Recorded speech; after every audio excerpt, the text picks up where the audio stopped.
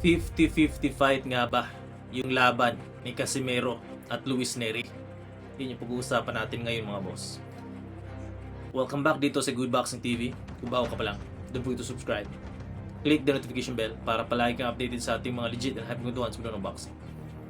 So malapit na nga po yung laban ni Casimero ng ating kababayan na si Cuadro Alas. At nabalita natin na andun na sila sa Japan noong nakarang araw. Nasa airports Casimero, kasama niya si Kenneth Lover, yung Casimero team, yung kanyang kampo.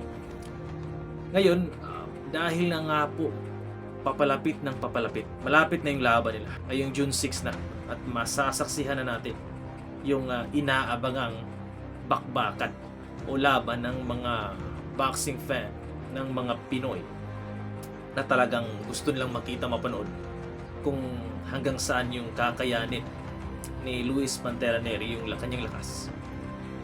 At yung bago natin ipagpapatuloy ito mga boss, kung 50-50 fight nga ba, nabalitaan din natin na di umano, sinabi ni Luis Neri, nabasa ko sa isang comment at sa isang post, na sinabi ni Luis Neri na baka gayahin niya yung estilo na ginawa ni Yunosuke Kameda sa laban kay Janril Casimero. Dahil effective daw at baka may chance na talagang siya yung tanghaling panalo. Maybe kung di umano sinabi ni Luis Pantera Neri yan, napagtanto niya na mahirapan siya kay Casimero kung makikipagsabayan siya. Dahil alam naman natin si Casimero, hindi nga po yan tumatakbo. Gusto niyang palitan ng suntok talaga. Mano a mano. Talagang lakas versus lakas talaga. Walang atrasan, walang takbuhan. Hindi na kagaya ng ginawa ni Guillermo Rigundo sa laban kay Casimero at kay yung Yunosuke Kameda, tumakbo nga po sa laban kay Casimero.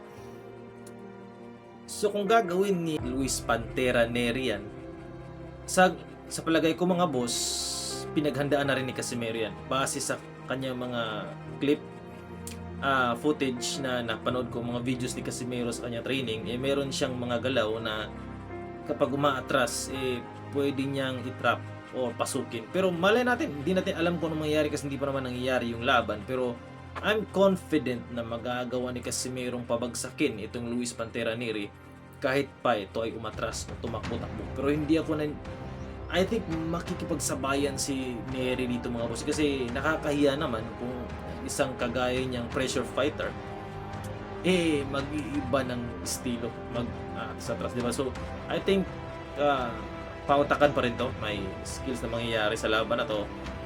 Pero syempre pagdating ng siguro middle rounds or late rounds mga boss, makikipagsabayan si Neri kay Casimero or ganon.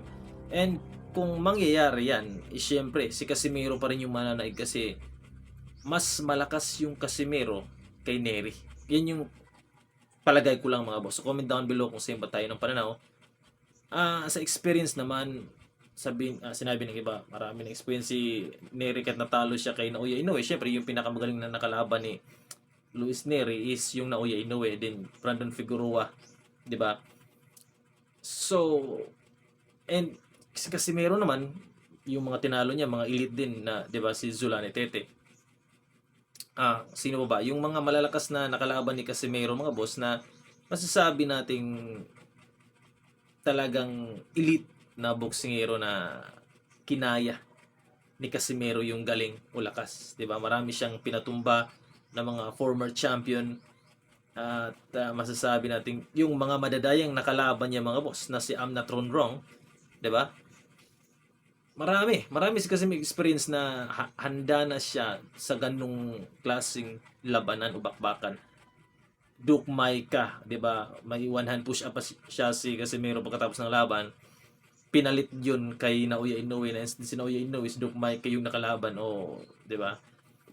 So sa laban na to, ang my own personal opinion mga boss, 50-50 fight ba to? Dahil former champion si Luis Pantera Neri, kasi meron din former champion, pwede, pero para sa akin 60-40, pabor pa rin ako kay Casimero na manalo sa laban na to. Nagbago din yung odds mga boss. Instead na lamang ng konti llamado llamado ng sobra si Neri, nalaman natin sa odds mga boss. Ngayon medyo bumaba ng konti. Medyo yamado pa rin ng konti si Neri, pero si Casimero marami na pong naniniwala sa kanya na siya yung mananalo sa laban ito ngayong June 6. Kung main event yung laban kasi may title fight, 'di ba, sa main event. So common event. Pero kahit pa saan ilagay sa fight card si Casimero, yung laban lang ni Neri, yan yung inaabangan sa lahat ng maglalaban, 'di ba? Mas kilala pa yan na papanoorin kaysa sa main event, yung Casimero versus Neri.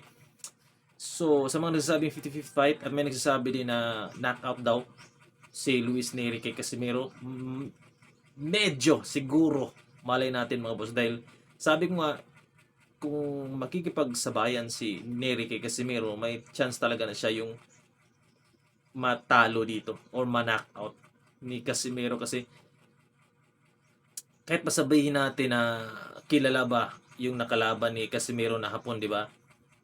Yung iba, still, nakalaban pa rin ni Casimero yung mga malulupit na mga boksingero. Masasabi nating elite fighter, mga boss. Especially Rigundo nga pala.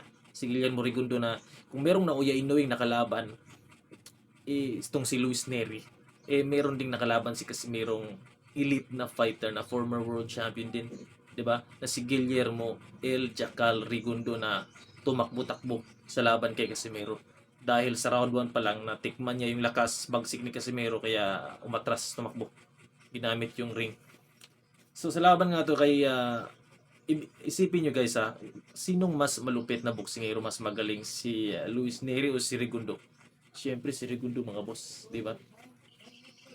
Kaya nga siya umatras. So yung estilo ni Neri is bagay nga po kay Casimero. At ang chance talaga ni Neri dito 40%. Casimero to 60%, mga boss. So suportahan natin yung laban ni Casimero ngayong June 6, 'di ba? Excited na ako sa laban na to, mga boss. I know marami din excited sa laban na yan, na nag-aabang na talagang mapanood nila yung kailang idol na si Casimero, especially mga Casimero fans. So suportahan po natin yung ating kababayan, mga boss. Yun lang.